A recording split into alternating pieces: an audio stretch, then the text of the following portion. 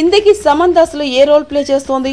ఇప్పుడు Mahanati cinema shooting మొదలైన తరుణంలో అసలు ఈ సినిమాలో అమ్మడు ముందుగా చెప్పినట్లు జర్నలిస్ట్ రోల్ పోషిస్తోందా లేదా అనే సందేహం ఏర్పడుతోంది.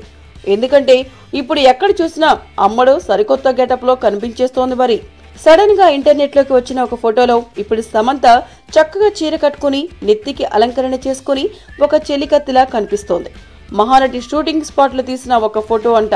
చూస్తుంటే అమ్మడు సావిత్రి పక్కనే నటిస్తున్న మరో నటీమణిలా కనిపిస్తోంది కాదు. కుంపదీసి అమ్మడు జమున రోల్ చేస్తోందా, లేదంటే సావిత్రి పక్కన చాలా సినిమాల్లో నటించిన ఒక జూనియర్ ఆర్టిస్ట్ లా కనిపించి ఆ తర్వాత సావిత్రి కథను ఆమె జనాలకు నెరేట్ చేసినట్టు చూపిస్తారా? అసలు జర్నలిస్టు పాత్రను పోషిస్తుంటే మాత్రం సమంత ఈ గెటప్ లో ఎందుకు కనిపించింది అనేదే అసలు ప్రశ్న. ఇకపోతే సమంత ఓ 2 రోజుల క్రితం వెకేషన్ పేరుతో ఎక్కడికో వెళ్ళింది.